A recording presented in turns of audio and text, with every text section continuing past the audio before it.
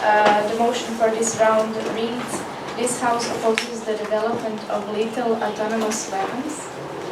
Debating this round are Team Italy who are opposing, as well as Team USA who are opposing. Hungary.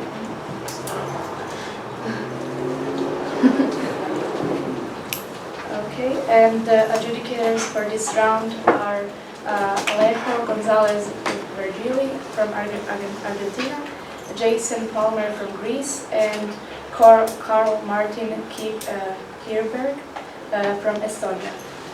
Each speaker has 8 minutes to deliver their speech. The end of the speech will be marked by a double knock. The first and the 7th minute are protected from points of information and will be marked by 1 knock. The first or the second speaker of each side will deliver a 4-minute reply speech for their side. There are no points of information during reply speeches. And I now invite the first speaker for side proposition.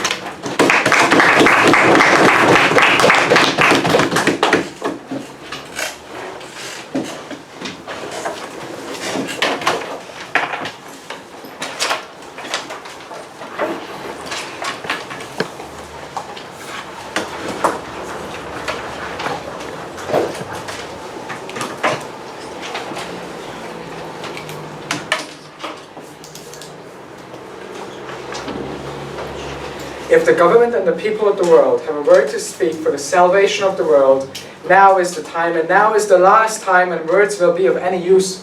For it is wrong in its direct effect, and it is wrong in its prospective principle to allow lethal autonomous weapons from now on referred on our side as killer robots to be developed.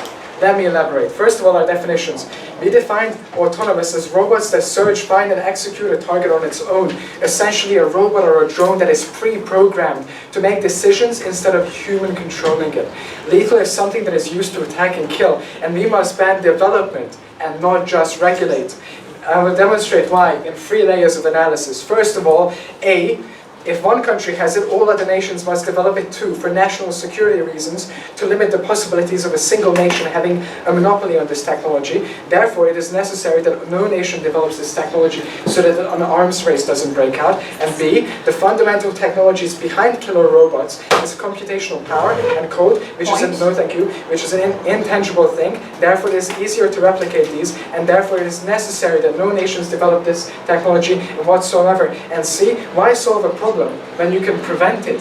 Less money and effort to control it. If you less money and effort to control something that hasn't even been developed yet in the first place. Let me introduce the model we'll be working with today. Firstly, I will show you 3 precedents that have already taken place where such bans have worked. The 1983 Convention on Conventional Weapons, the 1995 Protocol on Blinding Lasers, and the 2004 United Nations Security Council Resolution 1540 on weapons of mass destruction. These bans, yes? In these kinds of situations, we think it's far more likely that a robot will follow things like the laws of war because that can be programmed. The same guarantee does not exist for humans.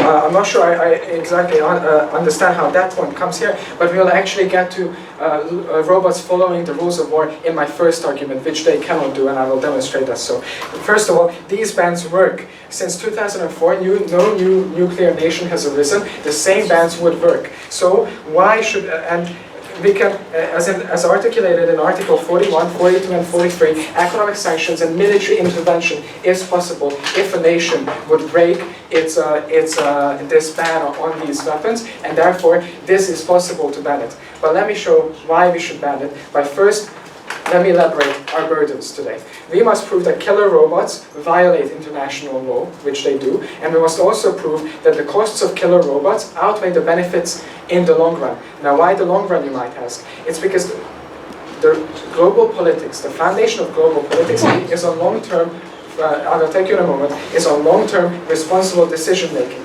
Just like fighting climate change instead of quick industrial development and seeking peace between the 2 Koreas. In the world of global politics, we must focus on long-term responsible decisions. Yes? Sure. In the long term, wouldn't it be preferable to have a world where we don't have to use human lives to be able to prove a point within war? That is what this debate is about, and that is what we will demonstrate, that even in the long term, the harms outweigh the benefits. Now let me get to the argumentative structure. I will be focusing on the first argument called humaneness, incongruity with international law. And I will also elaborate on the second argument titled distance, easier to kill from afar. While Peter, our second speaker, will elaborate on our third argument, no thank you, which is called future, lowering the barriers of war. Now let me get to my first argument. The three cornerstones of international law shall become the three layers of analysis for this argument: proportionality, military necessity, and distinction. Even if only one of these layers it holds up argumentation, any and all use of killer robots is illegal and a crime against humanity. Now first, let me get to proportionality. No, thank you. The international humanitarian law prohibits disproportionate acts in which civilian harm outweighs military benefits. These concepts are abstract, not easily quantified, no thank you, and highly relative to specific contexts of subjective estimates of value. Humans are better suited to make such value judgments, which cannot be boiled down to a simple algorithm. Military necessity dictates that military force should only be used against the enemy to the extent necessary for winning the war. Imagine a scenario where a killer robot has already shot a person once. How would they know that it is necessary to shoot them again? For safety reasons, it might shoot them again when it's not necessarily humiliating the dead body. Now this will have impacts I will get to later, no thank you. But first let me get to distinction, the bedrock principle of international humanitarian law. It says that the Geneva Convention states that combatants must distinguish between the civilian population and combatants. No, thank you. Attacks that fail to distinguish are indiscriminate and unlawful. It is as simple as that. Fully autonomous weapons will not have the ability to sense or interpret the difference between soldiers and civilians, especially in contemporary combat environments. Asymmetric conflicts in urban populations has become the norm, with often no true distinction in uniform or insignia. Firstly, insurgents could trick these robots by concealing their weapons, but most importantly, humans understand one another in a way that machines cannot. Cues can be subtle, and there are an infinite number of circumstances where lethal force is inappropriate.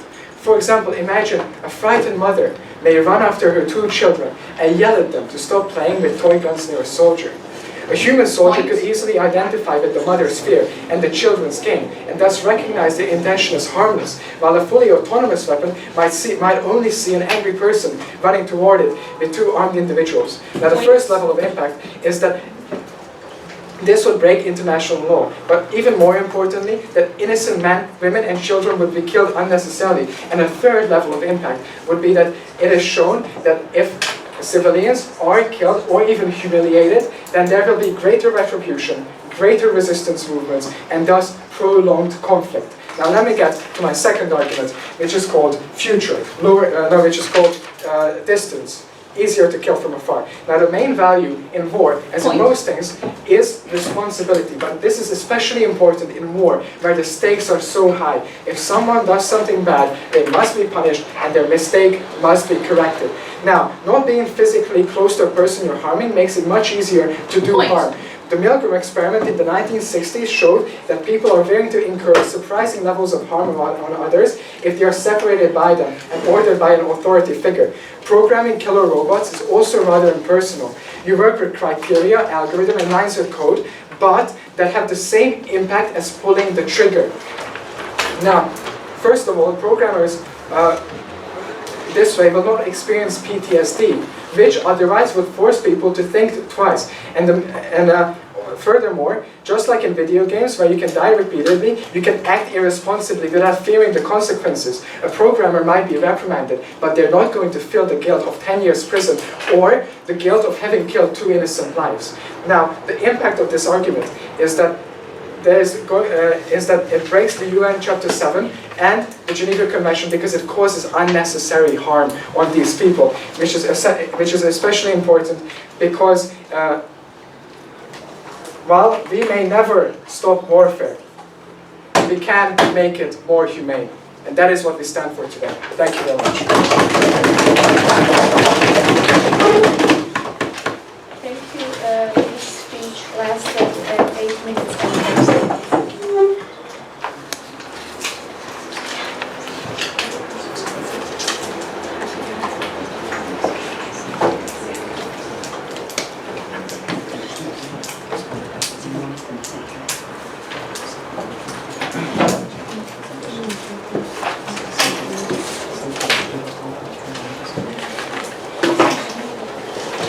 I would like to thank the first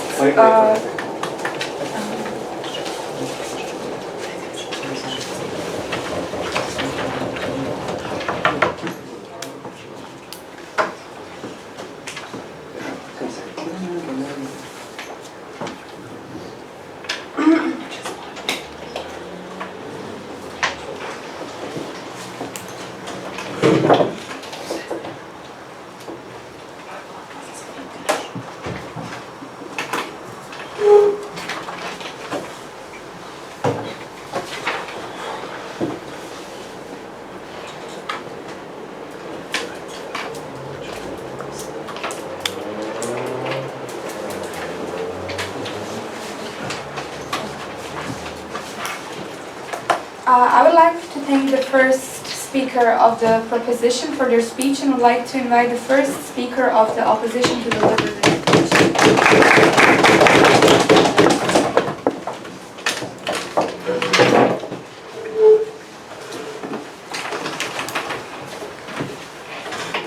During the Soviet occupation of Afghanistan, a group of Soviet soldiers brutally murdered 350 women and children. They slit the throats of the children, disemboweled pregnant women, shooting and mutilating the others. There are thousands of history of humans committing the gravest atrocities in warfare, violating every single human rights standard they say is so important on their side of the house. Because we acknowledge the inherent limited capacity of humans in both providing security and strict adherence to moral standards, we are happy to support a technology that does both in ways that humans simply cannot or very proud to oppose. Before I introduce some responses to the proposition's material and introduce our first two arguments, I'd just like to clarify some things in this round. On proposition, they have to oppose development of all lethal autonomous weapons. We defend their use, not necessarily in every single instance, but rather support development in ways consistent with international law and human rights, which we recognize are very important. This looks like three things. First, extensive testing of this technology to ensure that it can do things like distinguish between a mother and a combatant on the battlefield. But second, in muddled situations where we don't trust this technology's ability to, say, differentiate civilians from combatants, we simply would not deploy it. Just as we don't support the use of, say, drones or guns in every single instance, we can be selective about our use of LAWs as well. Third and finally, we would have officials monitor technology and shut it off should these things essentially start acting out of the interest of the country. This technology would still operate and fire independently, but should it start doing so outside of strategic interest, people would still be able to shut it down. And we would hold officials accountable if they, say, knowingly allow mass atrocities to happen.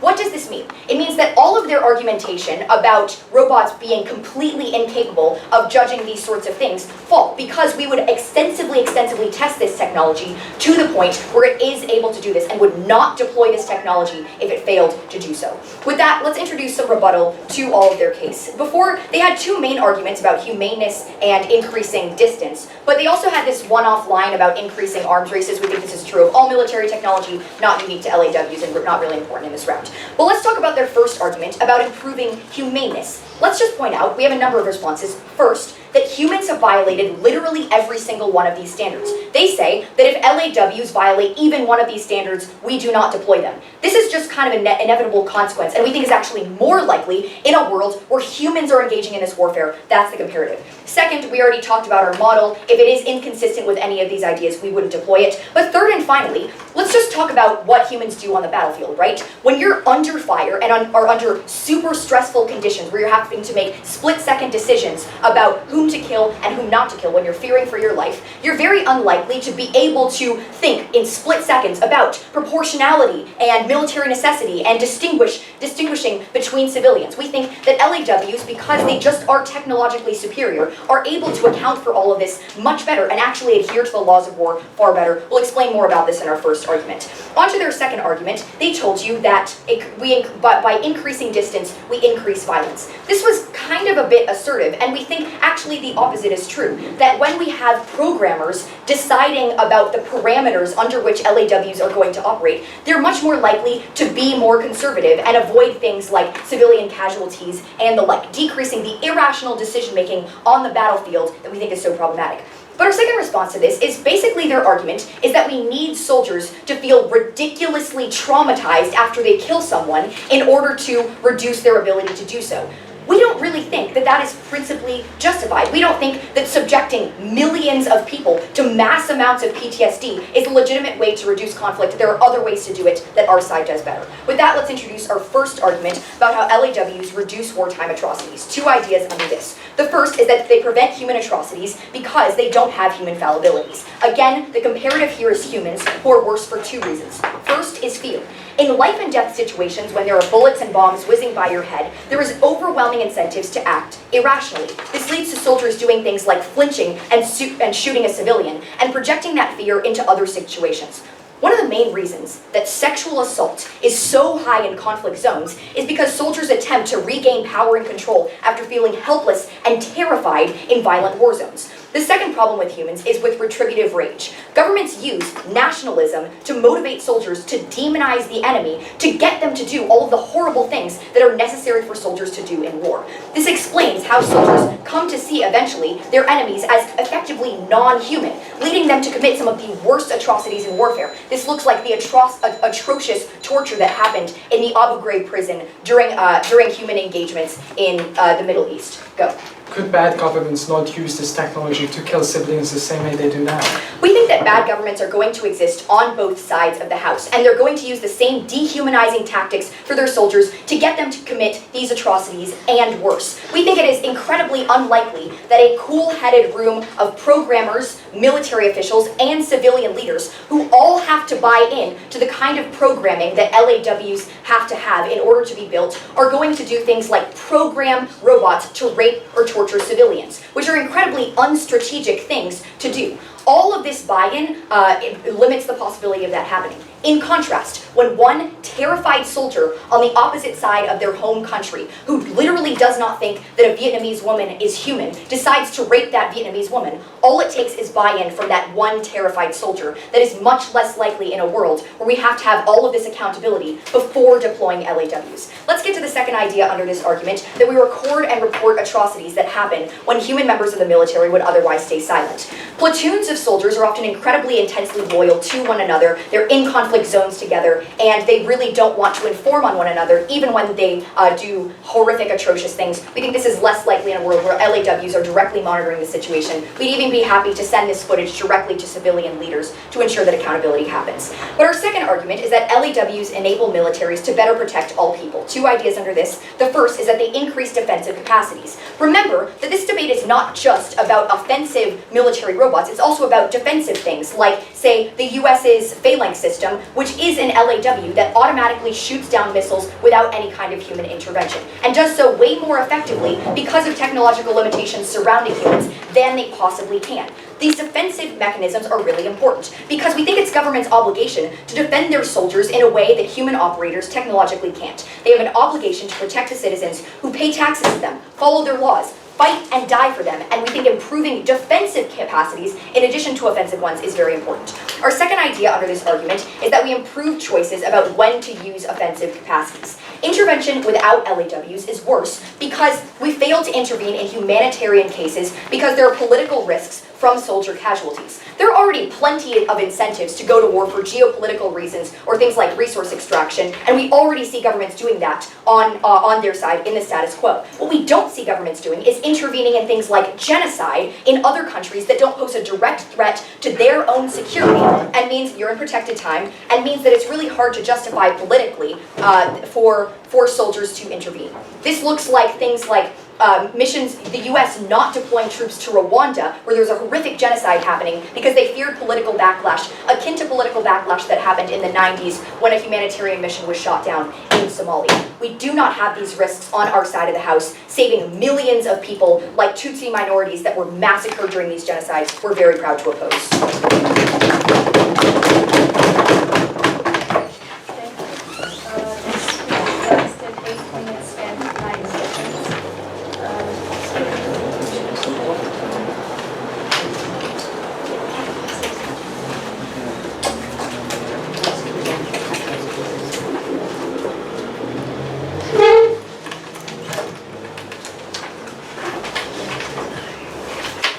I would like to thank speaker of the opposition for their speech. I would like to invite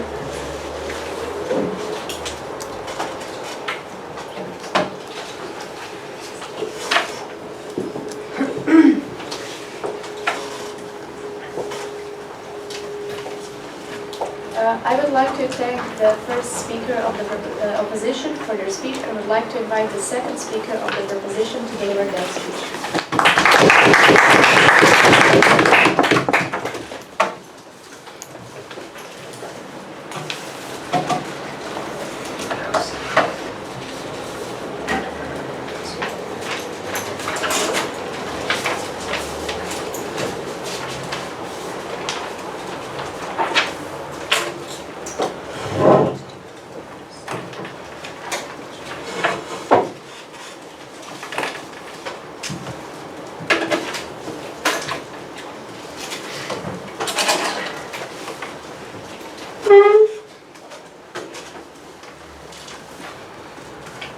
Generations were devastated after the Second and First World War because actually people were deprived of their own humanity, and then they had to act as machines in a global warfare. That's what we want to prevent on our side of the house. First of all, what we'll do is move into some model rebuttal, and then reconstruct our case a little bit and move on to rebuttal on what we heard on their side of the house, and lastly move on to what our last argument, actually lowering the barriers of war, and how with these killer robots we'd actually have more warfare, and this warfare would be disproportionately affecting developing nations. So first of all, what did we hear from their side of the house? Basically they came up here and tell us that actually they will only deploy these killer robots when there's extensive testing, and that we can be 100% sure, and actually we will just shut them down if they do something bad. First of all, they hugely mischaracterize the whole case. Basically, what we know about killer robots, that they can search, find, and execute, right? So they are basically thinking on their own, acting on their own, meaning that they can not only just develop their own language and act just on their own. The people who are actually like over them we lose actually in the end a certain kind of control over these robots, right? So we tell you that this is only an ideal world when this can actually happen, and if team opposition tries to make this case, they're actually conceding from their burden, where we are actually arguing about lethal autonomous weapons, which are actually 100% AI, who can actually think, do stuff for themselves, and actually harm citizens on their own and think on their own.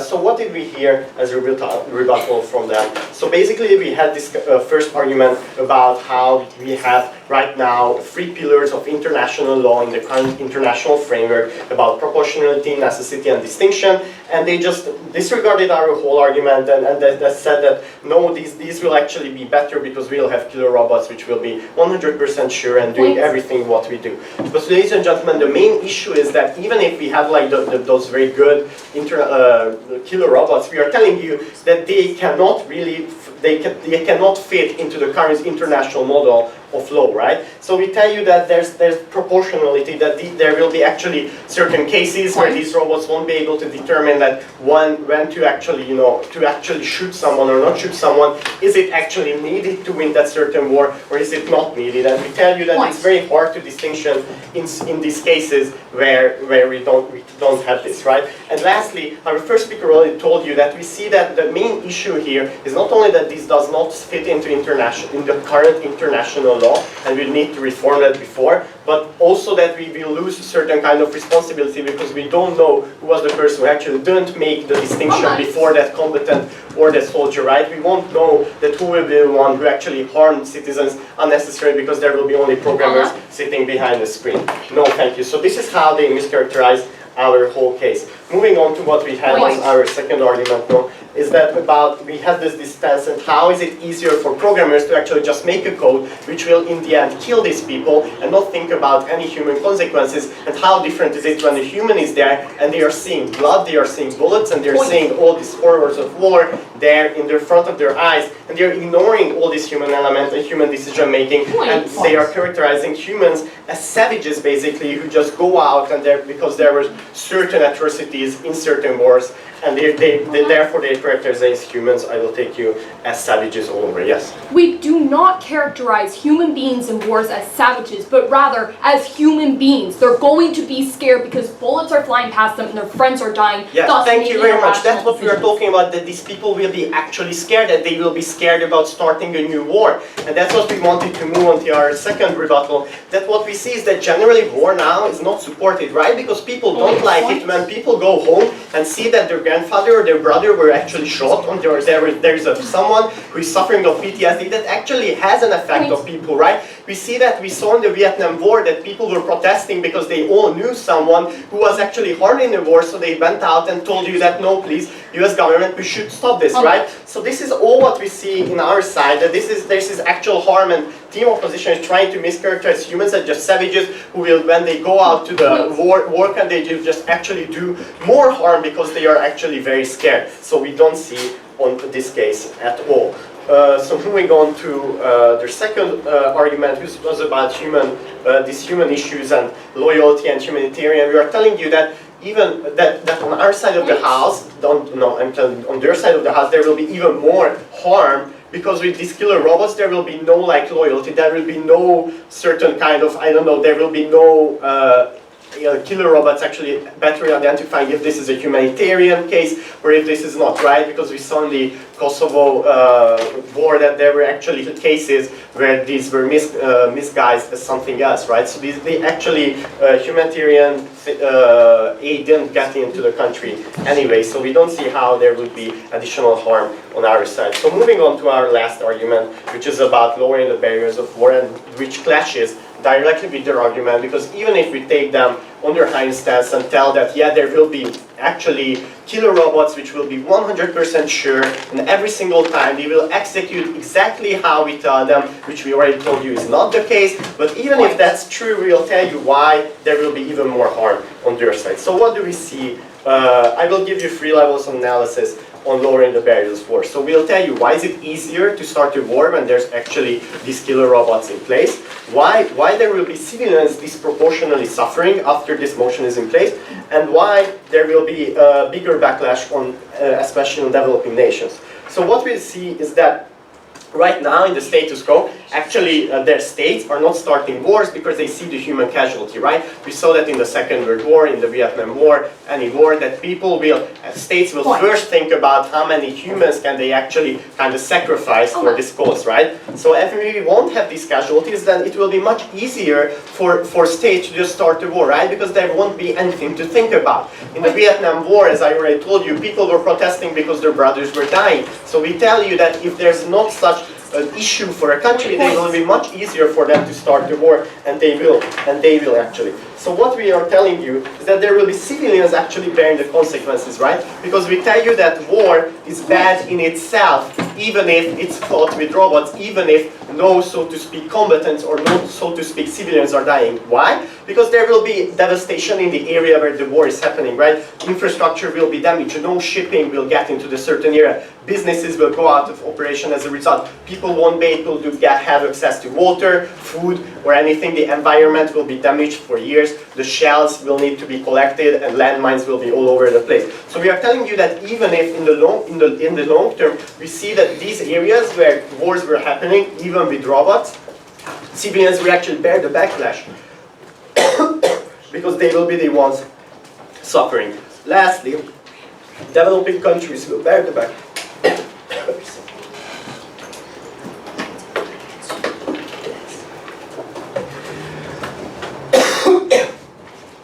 Developing countries will be the ones bearing the backlash because countries who are rich won't be fighting on their own lands, right? They will just go out for a proxy war, for example, to Syria and have their own robots fight there because it's much easier and their infrastructure and their own civilian population won't be harmed. That's why it's much easier for the US to start wars in the Middle East because there's no harm on their side, and that's why Europe was devastated after 2 world wars, because it actually happened on their land. So because on our side they're arguing for a more humane warfare, we are so proud to propose that.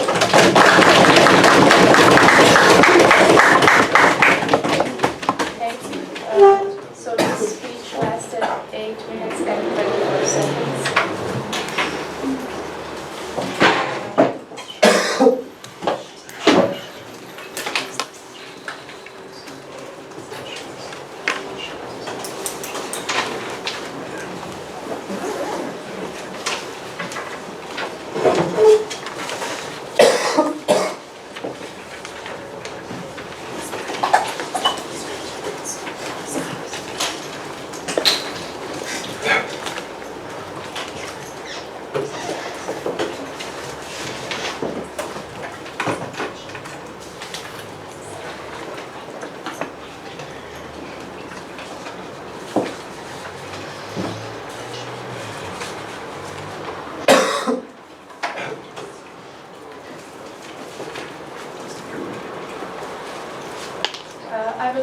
thank the second speaker of the proposition for their speech and would like to invite the second speaker of the opposition to deliver their speech.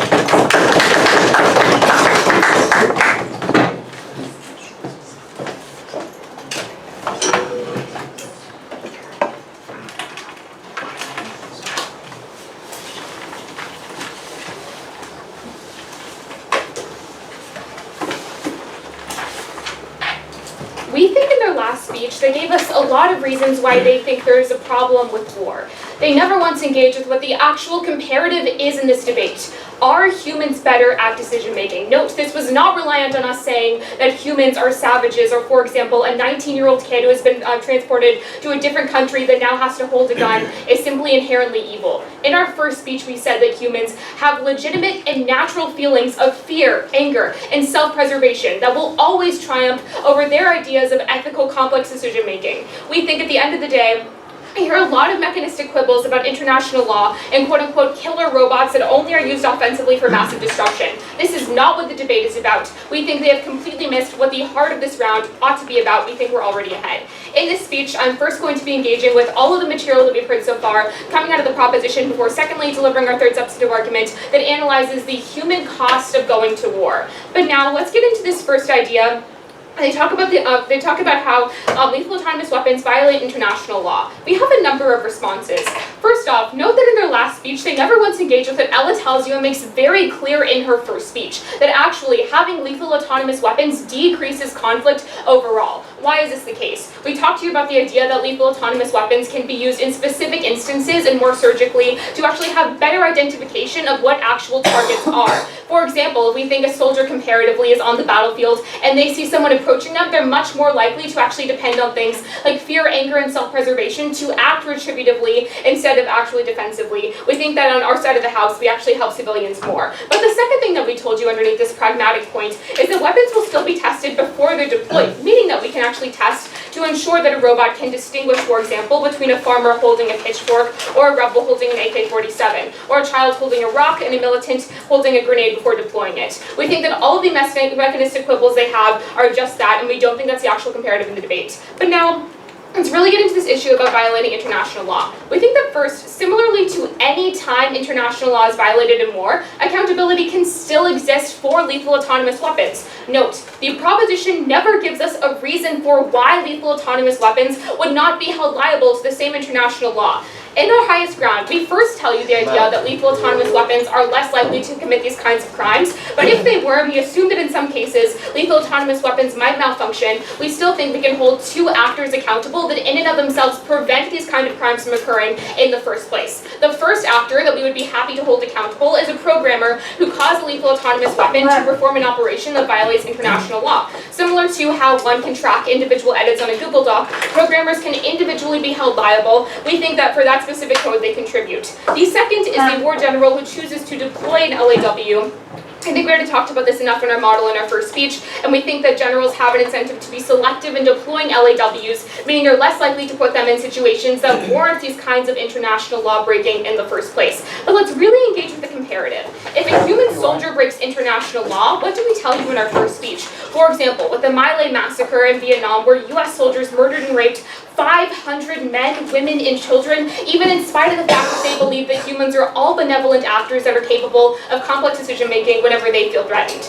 We think accountability relies entirely on fellow soldiers reporting on their friends. Human loyalty prevents accountability. That was in our first argument. They failed to engage. But now let's compare that to lethal autonomous weapons and prove why we went on this point. We think lethal autonomous weapons create a concrete trail. If you believe their argument is true of accountability, that's a reason to oppose. But now let's engage with their second argument on distance. We don't think PTSD has been a good deterrent. Rather, their argument is at its core that people need to suffer in order to know just how terrible war is. We're going to think, first off, we think that's very legitimate in the case that we think war still happens. And secondly, on this example of the Vietnam War, it did not stop because of protest. We think that rather it continued in spite of the will of the people. But now, engaging with their third argument, on this idea of decreasing the threshold for war. First off, we think that the threshold for war is already pretty low. They give us no distinct reasons why lethal autonomous weapons will distinctly actually lead to this impact. But secondly, we think that in some cases, yes, it does happen, but those cases are actually beneficial to the extent that we actually see a conflict, that we actually see intervention be more likely. That actually looks like what we tell you about in our second argument with things like humanitarian intervention. Why is this the case? Because nations that did not have an incentive before to intervene to conflicts that didn't actually threaten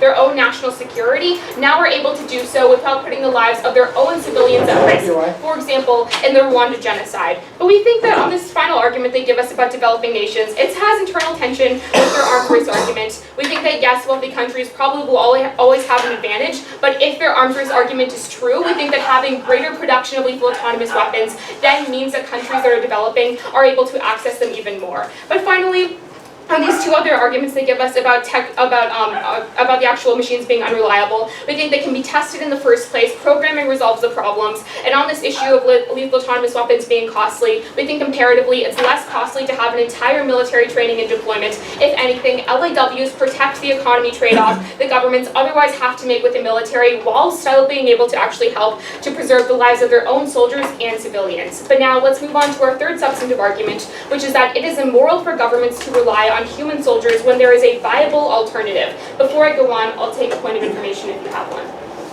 Just a second, please. Yes, so, go. No, go on. So, in such a case when there is a self-learning device, how could you hold a programmer accountable and responsible for Because such we an act? think that you can track specific pieces of programming that individuals do. That's why I gave the example of the Google Doc. We think it works in a much similar fashion. But now let's get into our third substantive argument about how it's immoral for governments to deploy humans. We think first off, lethal autonomous weapons limit the situations where governments have to put their citizens at risk of substantial harm in the first place. Obviously, war has massive costs. Sending soldiers into a field with potential landmines is unjust whenever we could be sending an autonomous armed robotic vehicle.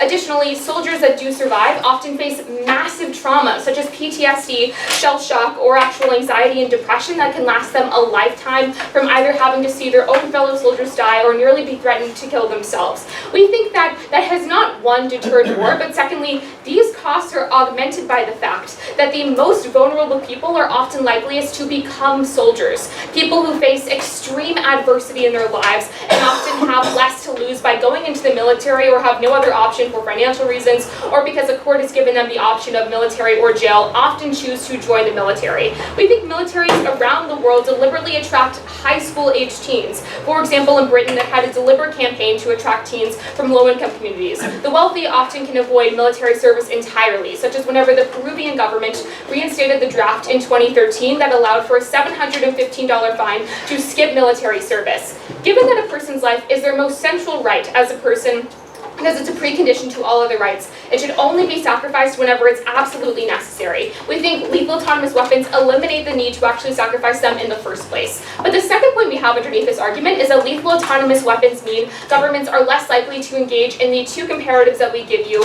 that are often immoral to find soldiers. The first of this is blatant coercion in the form of a draft. We think conscription violates both the autonomy that states endow citizens and access to well-being by placing soldiers in dangerous situations. But the second is subtle coercion, including recruiting heavily from vulnerable communities, but it also means engaging in misleading nationalism and actual misinformation campaigns. We think this unduly coerces individuals into fighting, depriving them of the ability to make rational and informed decisions. Because LAWs protect the lives of the most disenfranchised citizens the governments view as disposable in war, we oppose.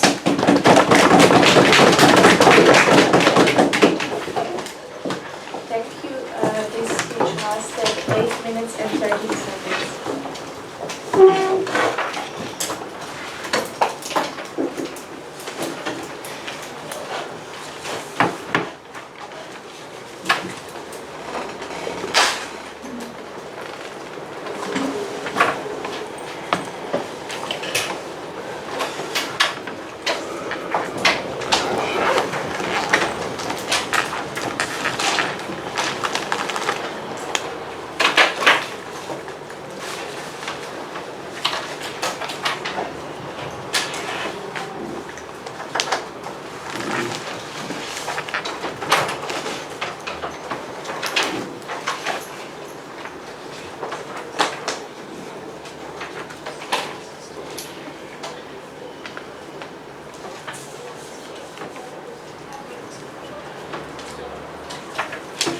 would like to thank the second speaker of the opposition for their speech and would like to invite the third speaker of proposition to deliver their speech.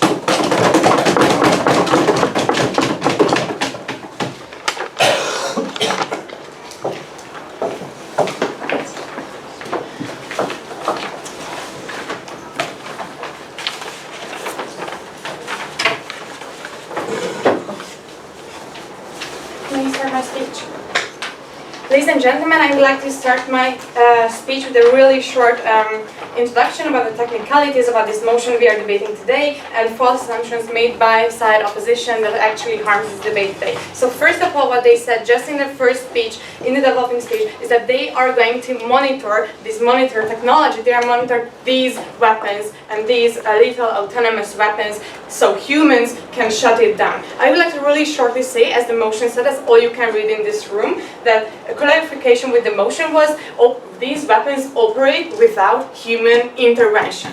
This means the humans are out of the loop and not on the loop, as the side opposition has presented it. So this means that no, humans cannot even shut these weapons down. We let these weapons out on the street and they can decide what to kill and they can decide what they want without any human interaction or shutting down. And second of all, with testing these devices, because it was something that they continuously brought up, and we just want to make a comment on that. No, thank you. No, thank you. I'm going to take it later on.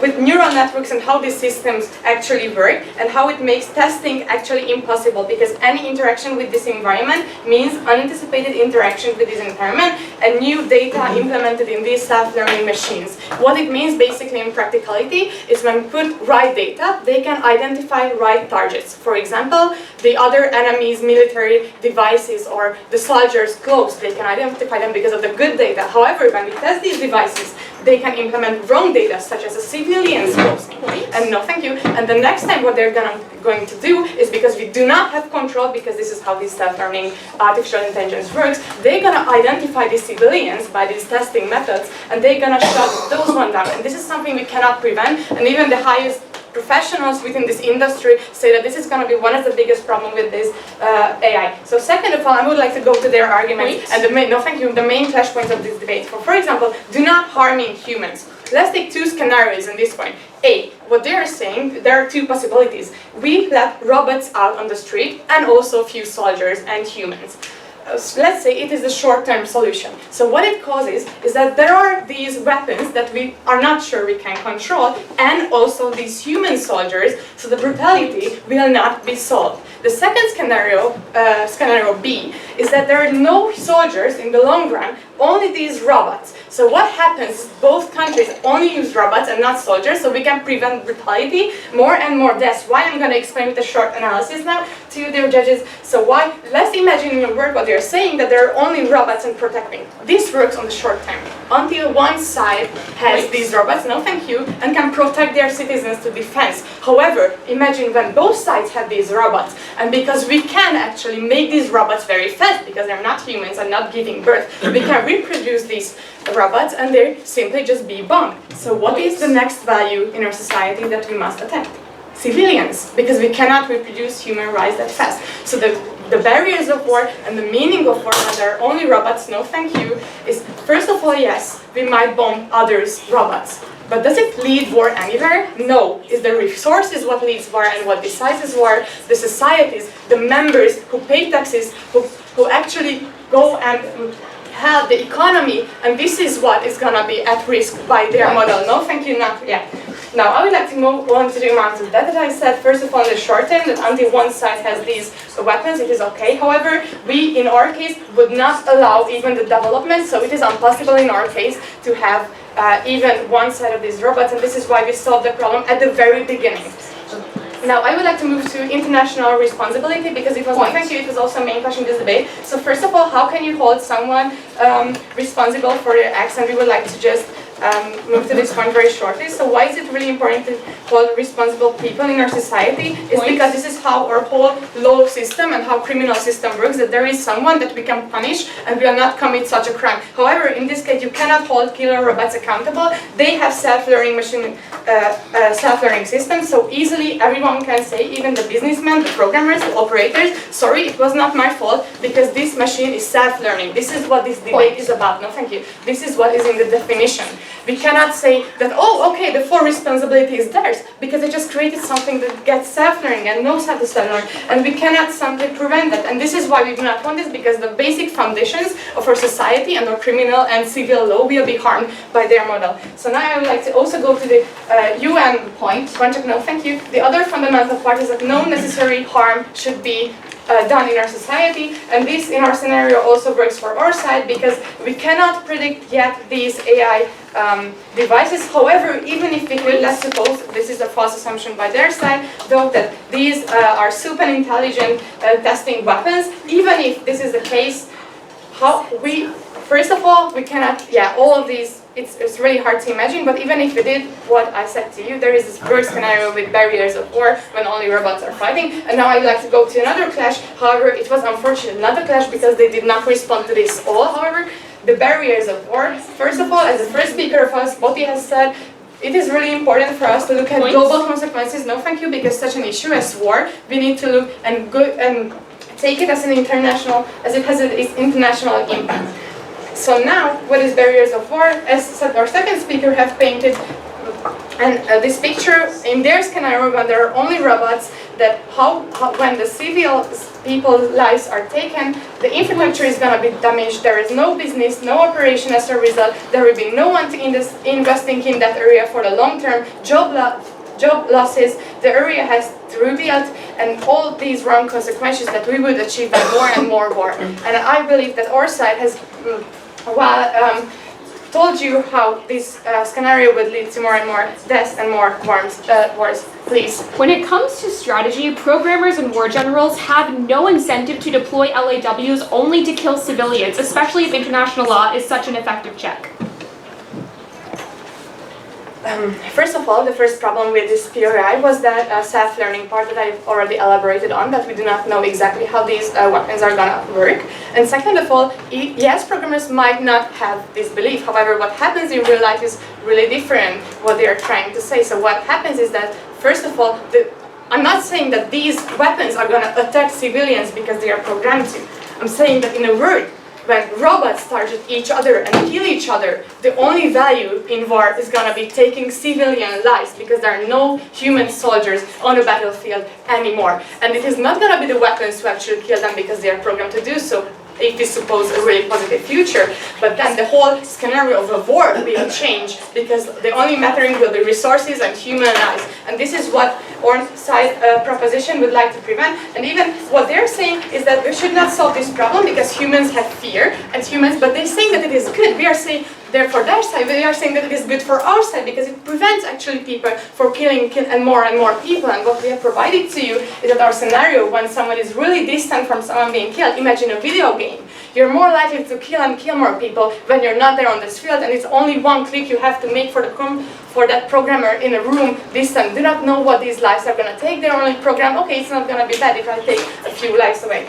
And with this post-traumatic stress syndrome, what they're even been mentioning, it is not solving the problem, it is hiding the problem, because yes, people have these stress and they can, but they're not preventing it in their scenario. They're trying to hide it. What we are going to do is we are trying to stop the negative consequences of war at the very beginning and have a more humane war at the end. Thank you very much.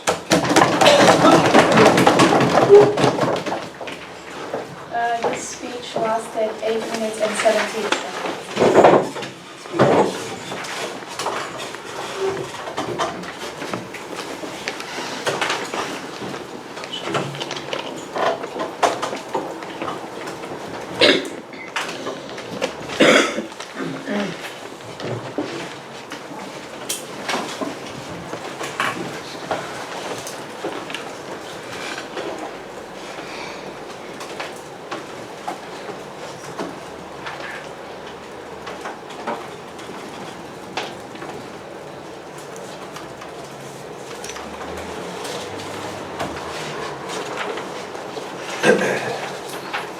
I would like to thank the third speaker of the proposition for their speech, and would like to invite the third speaker of the opposition to deliver their speech.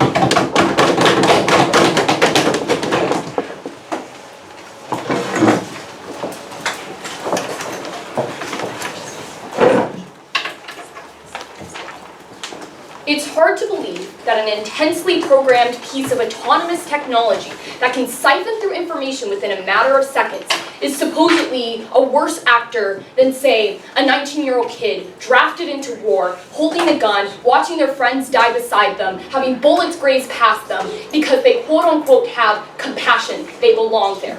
We don't think that that's a justifiable response to being able to pull millions of people a year into war scenes because supposedly they're going to act rationally. We think down the bench we've proven that that's not the case, and I'm happy to do even more analysis of that in my speech.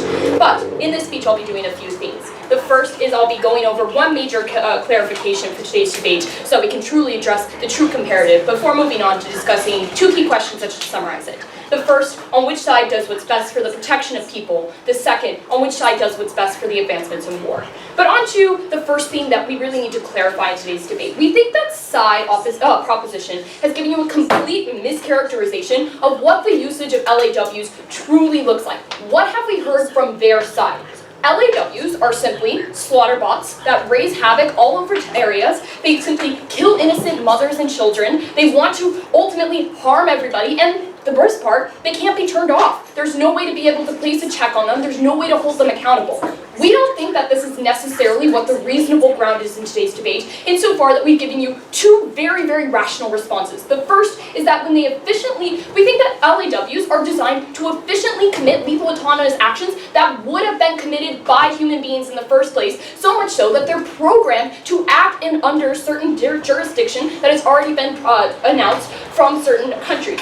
All the laws and regulations that they speak of is something that would be programmed within these lethal autonomous weapons, not something that you can simply program within a human being who is simply trying to save their own life. But secondly, we do think that there's definitely a clear reason as to why we can shut them off. We think it's completely irrational to think that people would create this killer bot that would go out there and cause all these things, but simply wouldn't be able to be turned off. We've given you an extensive model. We don't think that it's enough for them to just assert that you can't turn them off and that's a full response. But even more so, if you look to the valence system, which we already told you about, they have a button that's able to turn it off if it ultimately acts irrationally, or they'll simply just stop using it and stop deploying it if we see that it's too risky. That's completely fair on our side of the house.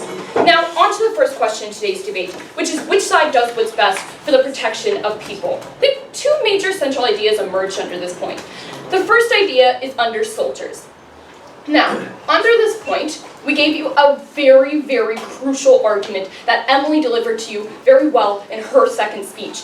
We told you that when governments are faced with the choice between a piece of technology or hundreds of thousands of soldiers living within their country, they should always have the obligation to choose the viable alternative to ultimately do that. What we heard from side proposition was no response. They completely dropped this third substantive that was very, very crucial to today's debate, especially because soldiers are sometimes the most vulnerable people within society. One, because of drafts. We think that a lot of times deferrals for drafts only go to the privileged in society, keeping them protected. We're the most vulnerable within the nation or have to go out and fight these wars. Furthermore, we think there's a lot of coercion that's involved within these military campaigns. It looks like poor people going to war so that they can escape poverty. That's what their work looks like. Ultimately, we think that the choice for LAWs guarantees two key things. The first is a massive reduction in the amount of casualties. Why is this the case? When LAWs are actively replacing human combatants, that means that there's less human combatants out on the battlefield to die. That's very simple and intuitive here. We think that we're ultimately saving massive amounts of lives. But secondly, we told you that you're actually able to prevent massive amounts of mental disorders for the people that do escape these wars. They often suffer from things like PTSD and shell shock. It speaks volumes to these disorders that only after wars or atrocities were occurred, people discover what these true disorders really were, right? We think that ultimately, when side proposition tells you that you need these in order to stop war, that's not the case. War would have stopped years ago if people truly stopped wars when people got PTSD or when people got depression or anxiety attacks after leaving the war scene. Countries will always go to war. We think that that's something that's inevitable. We have to evaluate who's going to be beneficial. But the second central idea that emerged here was based on civilians. Ultimately, we gave you a lot of analysis on why there's discussion about human descent can be able to stop wars altogether. We told you the Vietnam War did not end because people protested in the streets of America. No, it ended because America lost and wasn't supposed to be there in the first place. Secondly, we think that all the atrocities of rape and violence are unique to human beings being in the battlefield because of the three key reasons that we've told you down the bench, but I'm going to get into that further in the next question. Lastly, we got this new argument in the third speech talking about how civilians will simply become the new target because there's less because there's less humans in the, soldiers in the first place. Three key responses. Firstly, we think that human soldiers don't completely disappear in our world. We think they just substantially decrease, meaning that there's still going to be engagement with human beings. Secondly, we think that the target is not going to become civilians ever because LAWs are programmed to act under international law, where international law distinctly says that civilians will never be the target. Furthermore, if we truly want to talk about saving civilian lives in wars, pull humans out. Humans constantly target civilians in wars. We've seen it in the Syrian war right now. We've seen it in the Vietnam War, which they would like to talk about. We've seen it in the Korean War. It's always been a target. We think that humans distinctly don't have a problem with doing it because they always see them as the enemy. But now, before I get into the second question, I'll take a question. If there will be no humans actually involved in war, don't you think that it will be easier for states to start the war?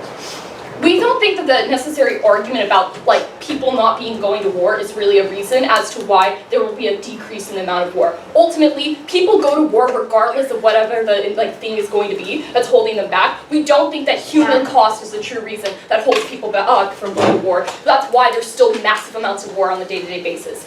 But the second question in today's debate is which side does what's best for the advancements in war? Intuitively, we think efficiency within war reduces three key things. The first is the amount of time that you spend in war. The second is the amount of lives that you lose in war. And lastly, the destruction to the regions caused by the war, right? How does LAWs uniquely solve these kinds of things? We think that they process information on military operations extremely quicker than humans ever could, making sure that things get done quicker, ultimately saving the amount of time that people have to spend in these regions. That's how we're actually truly able to prevent this in the long term. But furthermore, we are happy to engage with the true comparative in today's debate. We gave you three key reasons as to why humans are always going to be a significantly worse actor in times of war. Fear. They told you that simply, no, they'll dissent. No, in my country, 18 years old is too young to be able to go out and drive a rental car or to have a drink, but ultimately it's old enough to be able to go out and determine to shoot Iraqis? No, we think that it's completely absurd to believe that suddenly people will be able to act rationally within very fearful circumstances. Secondly, in terms of self-preservation, people will always prioritize saving their own lives. LAWs have no need to save themselves because they're literally just like a piece of technology. But lastly, we tell you retributive rage. This happens through massive amounts of propaganda, messaging, how they're trained. They're literally trained to look at the other side as not human beings. That's where you actually see irrational decision-makings. That's where you see a decrease in mercy. Why do LAWs uniquely work better? We think that they have no emotions, simply what they're programmed to do within the confines of what standards have already been given to them. They autonomously act with the constraints that have already been given to them. But secondly, we think that there's massive amounts of accountability. Every LAW has a paper trail. They're always going to be able to see every single action that LAW has made. That means that you're going to be able to hold them accountable in the long term. At the highest ground, we say LAWs are risky and they don't act humane. We think that that's all the more reason to develop them further. Thank you.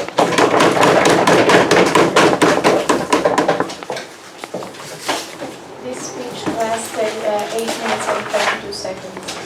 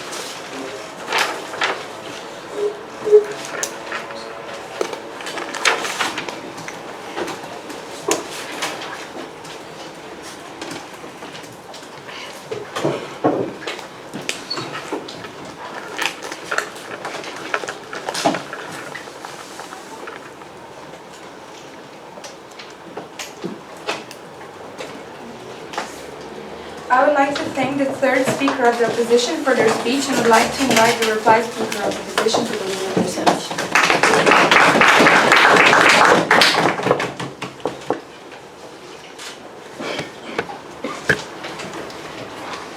Side proposition in today's round did a decent job pointing out some technological limitations of LAWs and the fact that removing distance might marginally increase brutality. But they failed to engage on the comparative that we pushed down the bench about why humans are worse, especially when they're directly in these conflict zones, right in the thick of the action. We told you that the large majority of soldiers on battlefields are 18-year-olds like myself. Let's talk for a bit about what happens when you put an 18-year-old from Los Angeles on a battlefield. I'm an 18-year-old kid, I've been handed an AK-47 and told that Afghanis are terrorists and are barely human. I've watched enemy soldiers gun down my friends in front of me. I'm angry, I'm scared, there are bullets whizzing by my head, and I miss my mom. It is hard enough for me in this round to juggle all of the arguments that are going on. It would be exponentially harder for me as an 18-year-old on a battlefield to juggle bullets whizzing by my head and every single code of international humanitarian law that they expect humans to uphold on their side of the house. The comparative in this debate of LAWs that can be programmed to take all of this into account is far, far better. We're so proud to oppose. Two questions in this speech. First, which side decreases atrocities? Second question, which side betters conflict? First on atrocities. Again, this was their argument about humaneness and distance. We've sufficiently proved that neither of these things really happens with humans. We tell you that LAWs that are created by an army of civilian programmers, in addition to civilian leaders and military leaders, are far more likely to be cool-headed when they're removed from the conflict and they're able to just program LAWs to operate strategically to perform missions to the best of their ability. They're not going to program LAWs to do things like rape or torture civilians at the point where that's really unstrategic. But even if the technology misses and fails on the battlefield despite extensive testing and does something bad, here's the difference. I can pull the plug on that LAW and take it off of the battlefield. When Soviet soldiers are massacring 350 civilians and disemboweling pregnant women, we can't pull the plug on them. We can with an LAW that is monitored by an officer. And we'd be happy to hold that officer accountable if they watch while an LAW commits all of these atrocities and stand by and do nothing. Furthermore, we can take that technology off the battlefield and reprogram it to make sure it never does that again. You can never do that with a human. On the point of decreasing atrocity alone, in a world where conflict to some degree is inevitable, we take the debate. But second, let's talk about which side decreases or betters conflict in both worlds.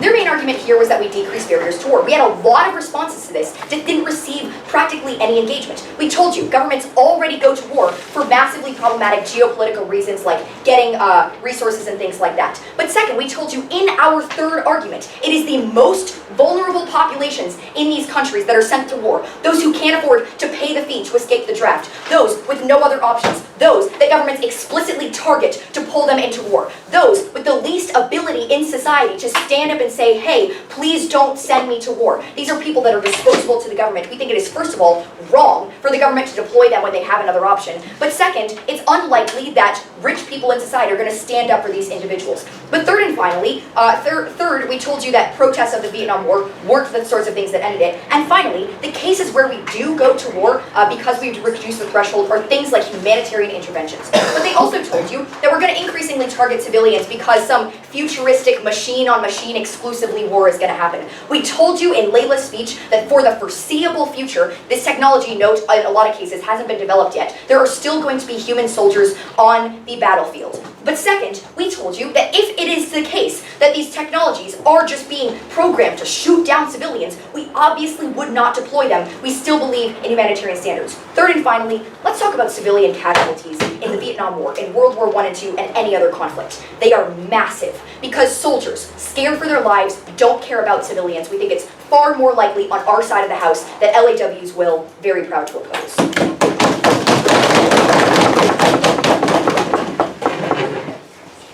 This speech lasted 4 minutes and 30 seconds.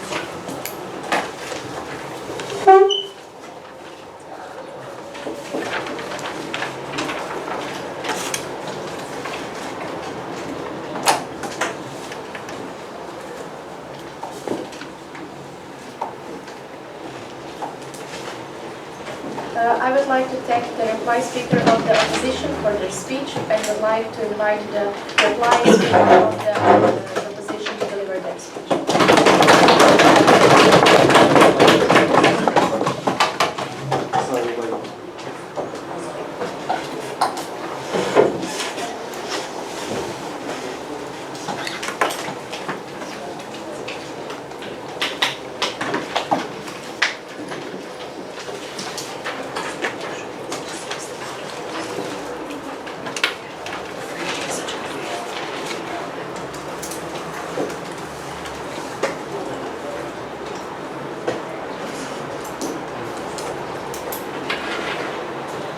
Ladies and gentlemen, Team Opposition have done a very fine job today.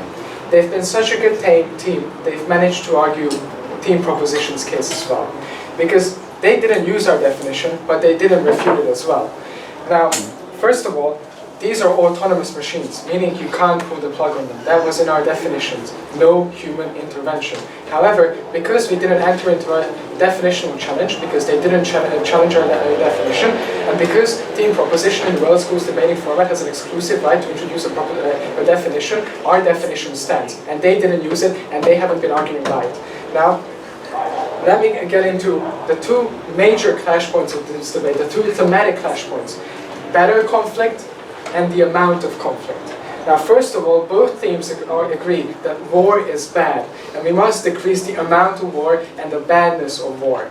Now, on the first clash point, the international relations clash point, which Team Opposition has made the main clash point, it's a question of technicalities, and we are unable to prove it to them unless we actually see this happening. However, because of the arguments we've raised, and I believe we have raised significant amount of doubt about whether these machines will actually be able to agree with these international rules, they haven't addressed those arguments. They only brought up the argument that humans are just as bad. But let us presume that they're correct. Taking opposition at their best still means that the amount of conflict is going to increase, which is our third argument, which they basically haven't addressed at all. Because they agreed in their first and second argument that because there would be LAWs, humans wouldn't have to be used, and therefore people would intervene more readily, for example in humanitarian crises. And then in their third speech, they said that human cost doesn't actually impact,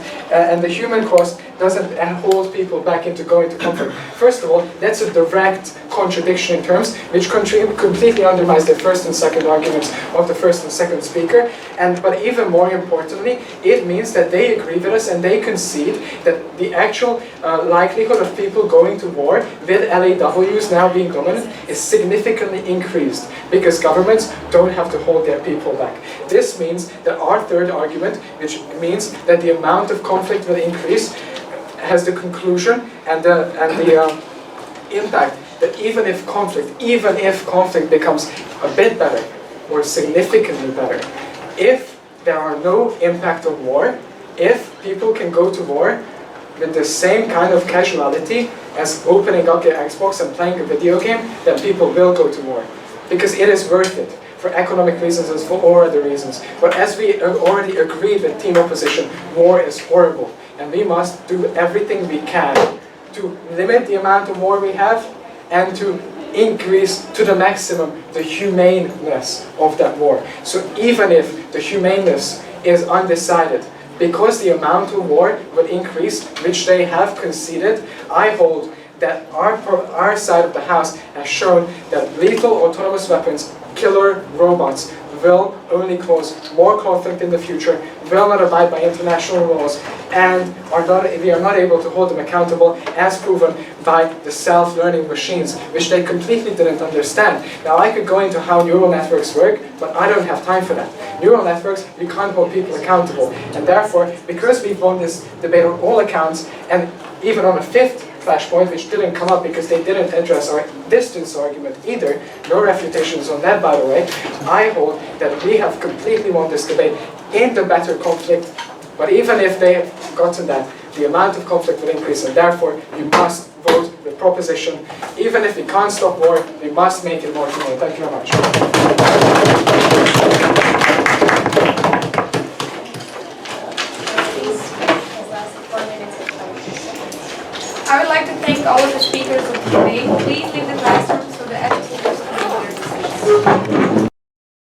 The CAP is very insistent on this. We're going to give the results first and then the reason for the decision made. So, in a unanimous panel, we gave the debate to team opposition.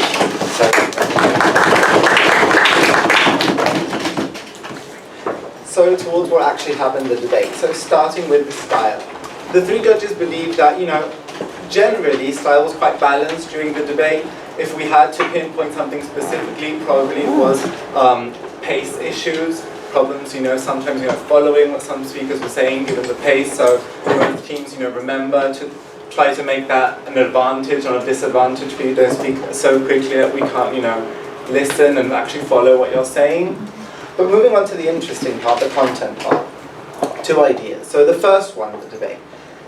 Are these machines better than soldiers? So roughly what proposition, presented to us today was a case about talking about how these machines would essentially create unnecessary harms, how they would violate international laws, telling us exactly which ones they were, how they cannot be liable, and how humans will have, more compassion when they are in the battlefield, and how essentially these machines cannot be trusted and cannot be controlled. Opposition, on the other hand, rebutted this by saying that, this isn't actually mutually exclusive, that violating international law and causing unnecessary harm isn't something inherent in these machines, isn't something that we only get on team proposition side, explaining in detail how it is that physical, soldiers do the same thing, and explaining how the accountability works. In the case of soldiers, you go to the general, you go to the state. In the case of the machines, accountability could also work. You have the programmers, the generals themselves, how there is a mechanism to guarantee accountability. Also, team opposition presented this idea of how you can program these same machines to follow international law. So that is actually, that is something we could potentially control. But to this, they also added another layer to the refutation, saying that the problem with soldiers inherently is that they are human, so they will have, certain flaws. They will make mistakes, they will get scared, and very convincingly argued the fact that, probably, if you're confronted with a soldier and you're not pretty sure who they are, what side they belong to, you're probably going to, shoot. Opposition was very effective in explaining how it is that in the case of the machines, all of these human flaws don't predominate in the machines. You won't get the same flaws as with physical soldiers. And to this, I believe the main problem with maybe in the debate as a whole was a lack of engagement with the propositions towards what opposition was bringing. Some of the refutation at points didn't evolve. It was more of challenging of definitions, for example. We did believe that at the end of the day, for example, this more also regarding strategy, it wasn't a fair burden, especially in the later part of the debate, to actually ask opposition to, debate on the grounds that these machines are 100% uncontrollable. It wasn't fair, to ask opposition to try to put themselves defending machines that can basically go rogue at any time and can't be turned off. But with the second point of the debate, will this prevent future conflicts, and is this better to improve warfare? So, proposition said that basically, by having soldiers go there, probably suffering PTSD, seeing what war is all about, people will stop wanting to incentivize it. War will inherently stop. How public protests have a major role in this. We did see certain lack of analysis to this idea. Also, opposition was keen in saying that in history, and the facts are on their side, claiming situations like Vietnam, public protests and PTSD haven't stopped governments from sending their people. But also, the opposition would argue that these robots are incredibly more efficient, they're less time-consuming, and they will, they won't be defending their own interests. To this, we did see a lack of engagement on team proposition side, with some not very well explained, probably unstrategic, new constructive maybe, in the third speech. We would have liked to have heard more concrete responses. And moving on to the third issue of the debate, the idea that opposition did bring up in their constructive about how it is the government's responsibility, that if we take these machines with all they've got, all of their flaws, and we take, in this case, proposition on their highest, grounds, it is inherently the government's responsibility to protect their people. So when confronted, ideally, with a situation when you have a flawed machine, and the possibility to save your own lives, the lives you're actually accountable for, governments must choose protecting the human lives.